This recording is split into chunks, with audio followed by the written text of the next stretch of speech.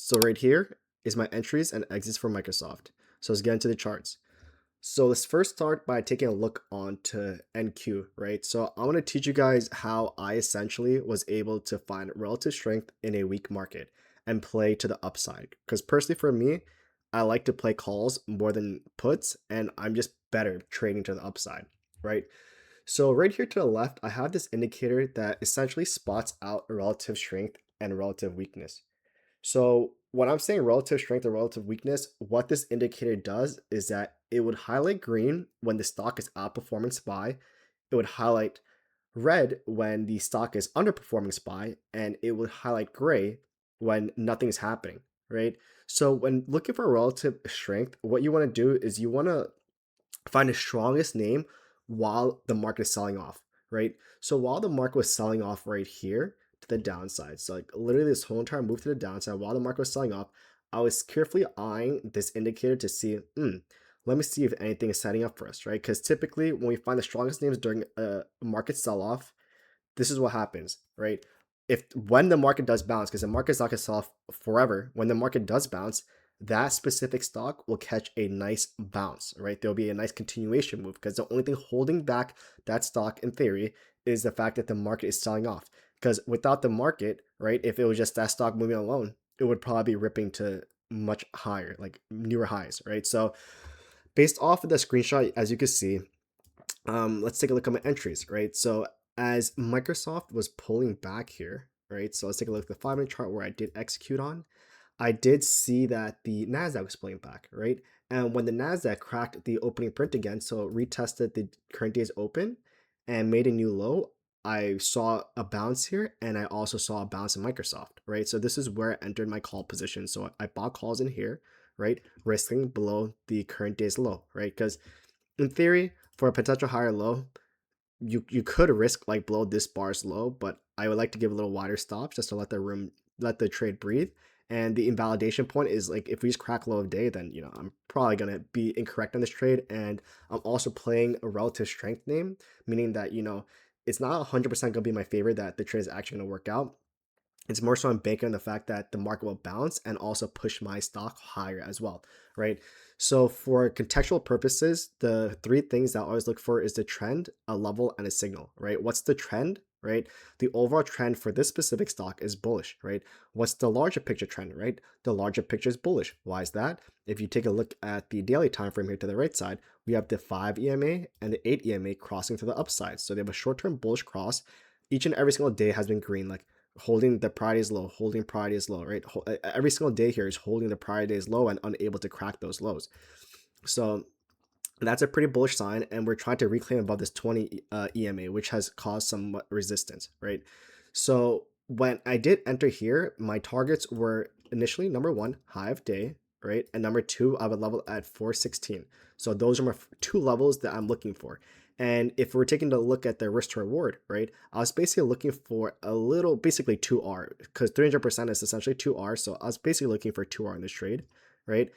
And I ended up taking partial position off here. Reason why, right, is basically because the market just looked weak, and I was afraid that this ride to the downside could cause a bear flag, so potential lower high. And once you crack this new pivot low here, you're creating you're confirming the lower high. So that means the downtrend is still intact, right? And when we take a look at the cues on the weekly time frame or even the daily time frame, you can see we're just straight in consolidation mode, right? Yeah, like I guess you could argue saying like, like markets are still pretty bullish, whatever, whatever. But yeah, markets are bullish if there's a lack of, markets are more bullish, I shall say, if there's a lack of resistance above. But because we're basically trading back at the middle of this range here again, right? So let's imagine like there's just like a box here, right? There's a box of like the highs to lows, right? We're literally slab dabbed right in the middle of the range, right? Literally like slapped in the middle. And that, it just gives me a lack of conviction that there will be fall through. So when trading Microsoft, I ended up taking a piece off here. I ended up taking a piece off here at the limit order as I trimmed into Hive Day. And I took the last piece off right here. Why would I take the last piece off here? Just basically because at that given time, the market was showing some signs of weakness, right? So this was at 1205. So 1205 was also around here. It was when we tagged into resistance again. So tagged into resistance and rejected, right?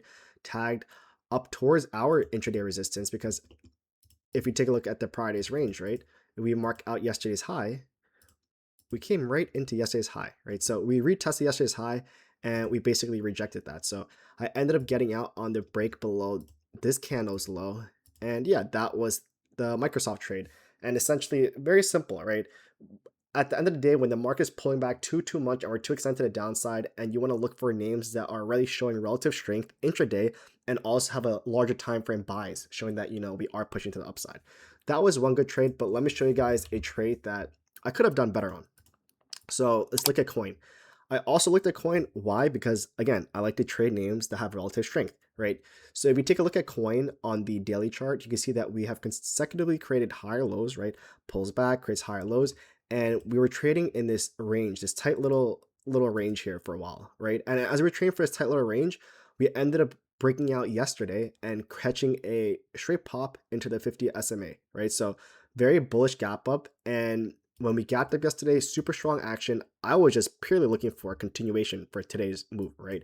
And if you take a look at the fills I had on coin calls, I entered right at market open when I saw that we created. I was looking at a small time frame, I think about the 2 minute time frame, but I entered literally at the market open because I was risking just below this overnight lows, right? So overnight lows is this range right here. Overnight highs is right here, right? So I entered calls around right here, and clearly you can see that my risk to reward was great. 2R was just at prior day's high, which is this blue line here, and 3R was basically just going to be right above overnight highs, right? So I entered calls right here at this arrow here, and I ended up taking a trim into the pop into the yesterday's high, right? So the blue line right here is prior day's high. Price pulled back, and at this point, I was like, don't love the pullback right now, but let me just change to a larger time frame to, make sure everything looks fine, right? So larger time frame, what do we see here? Rally bar to the upside, pause bar, right? So rally bar to the upside, pause bar, break above pause bar is a upside 1 2 3 candles, the upside 1 2 3 pattern, right? Standard, you can look it up on Google. It's a very commonly known pattern. So upside 1 2 3, and 10-minute bar closed pretty bullish, so for in my eyes, I'm like, everything's looking fine unless we invalidate the inside bar's low, right? So that was my invalidation level. Ended up rallying a little higher. We literally just missed the priorities high, overnight highs by 50 cents, and we straight faded, right? Unable to hold above the opening print here, which is this green line here. Unable to hold the opening print. And yeah, once we kind of got over here, right? Once we kind of just like subtly created lower highs, I just kind of exited my position around here for about a 5% loss.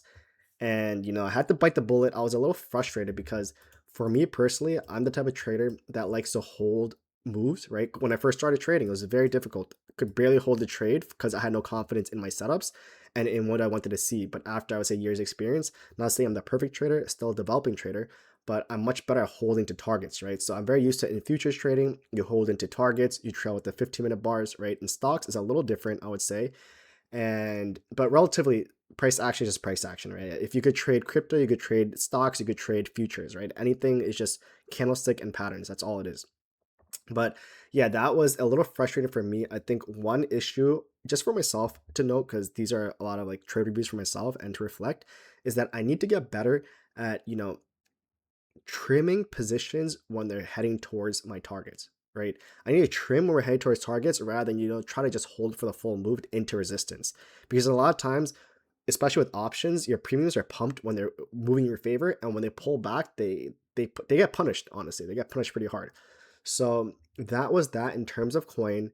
And yeah, if you want to get the relative strength or relative weakness indicator, feel free to check out my Discord link in the bio. Completely free Discord. It's not a signal service. It's just a community that's, just talking throughout the day about random stuff, stock related and sometimes not stock related, and just trying to get 1% better every single day. Well, I hope you guys enjoyed that, and I'll catch you guys in the next video.